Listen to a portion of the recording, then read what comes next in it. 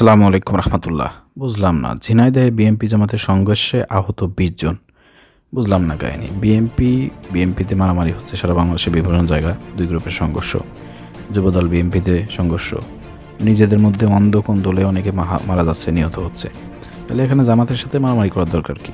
আরে আপনাদের মারামারি করার জন্য তো নিজেদের ভাইবেরা দাঁড়িয়ে আছে, জামাতের সাথে খালি খালি মারামারি করতে যাচ্ছেন কেন? ঘটনা কি ঘটছে, কোথায় ঘটেছে, একটু বিস্তারিত বর্ণনা করবো, শেয়ার করে দেবেন। ঘটনা ঘটছে ঝিনাইদহের শৈলকুপার বিশ্ববিদ্যালয়ের পরিচালনা পর্ষদের আহ্বায়ক কমিটি গঠন নামে প্রস্তাবকে কেন্দ্র করে বিএনপি ও জামাতের সংঘর্ষে অন্তত 20 জন আহত হয়েছেন। ভাঙচুর করা হয়েছে বেশ কয়েকটি বাড়িঘর।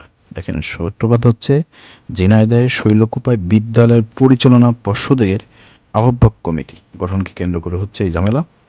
রোববার 12 জানুয়ারি দুপুরে উপজেলার নাথপাড়া বাজার এলাকায় এই ঘটনা ঘটে। পুলিশ ও স্থানীয়রা জানায়, উপজেলার নাথপাড়া প্রাথমিক বিদ্যালয় পরিচালনা পর্ষদের আহ্বায়ক কমিটি গঠন নিয়ে রোববার বিদ্যালয়ের মিটিং চলছিল। কমিটির আহ্বায়ক প্রার্থী ছিলেন উপজেলার জামাতের আমির মতিয়ার রহমান ও স্থানীয় বিএনপি নেতা নওশের আলীর ভাই শামসুদ্দিন মাস্টার। দুপুরে মিটিং চলাকালে নাম প্রস্তাব নিয়ে উভয় পক্ষের মধ্যে উত্তেজনা শুরু হয়।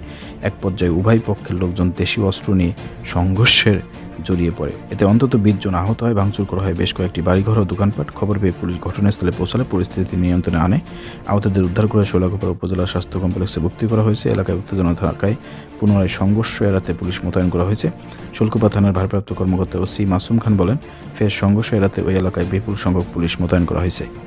একটা বিদ্যালয়ের পরিচালনা যে কমিটি আছে, সেই কমিটিকে কেন্দ্র করে জামাতের আর বিএনপির মধ্যে দুই দলের দুই নেতা ছিল। নাম ঘোষণাকে কেন্দ্র করে এই উত্তেজনা সৃষ্টি হয়। এটা এখন রেগুলার একটা বিষয় হয়ে দাঁড়িয়েছে। এখন বাংলাদেশের বিভিন্ন প্রান্তে কমিটি কেন্দ্রিক স্কুল, বিশ্ববিদ্যালয়, ইউনিভার্সিটি সব জায়গায় মোটামুটিভাবে প্রতিনিধিত্ব হিসেবে জামাতের লোকজন আছে, বিএনপির লোকজন আছে। তো এখন তো জামাত শক্তিশালী, আলহামদুলিল্লাহ। দেখেন, এখানে তারা শুধু মার খায় নাই, মার দিয়েছেও। অতএব ওইখানে জামাত ইসলামের একটা ভালো অবস্থান আছে, তাদের লোকজন আছে। মারামারি করার মতন, শেল্টার দেওয়ার মতন, লাঠি হাতে নেওয়ার মতন কিন্তু লোকজন ইতিমধ্যে তৈরি হয়ে গেছে, আলহামদুলিল্লাহ। এটা দরকার আছে, কারণ যারা আঘাত করতে আসবে তাদেরকে তো প্রতিহত করতে হবে। তো লাঠি দিয়ে মারতে আসলে পরে তো লাঠি দিয়ে প্রতিহত করতে হবে। তো যাই হোক, এখন এইসব ক্ষেত্রে যারা সত্যের পক্ষে থাকবে, ন্যায়ের পক্ষে থাকবে, তাদের পক্ষে আল্লাহ থাকবে, তার সত্যের পক্ষে থাকবে। এখানে যারা আগে হামলা করবে, যারা বেশি উত্তেজিত হবে, যারা অন্যায়ভাবে এসব দখল করতে আসবে, কমিটি দখল করতে আসবে, বিশ্ববিদ্যালয় দখল করতে আসবে, এদেরকে যারা প্রতিহত করবে, তারা সত্যের পক্ষে থাকবে।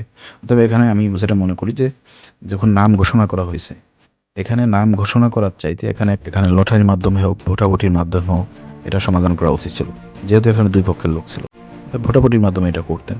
অর্থাৎ যারা এখানে জোর করে দখল করার প্রচেষ্টা চালিয়েছে, আমাদের উপর যারা হামলা করেছে, তারা এর জন্য দায়ী। এখন সারা বাংলাদেশে বিএনপি কিন্তু খাই করতেছে, সব জায়গায় তারা দখল দারিত্ব, চাঁদাবাজিত্ব শুরু করে দিয়েছে।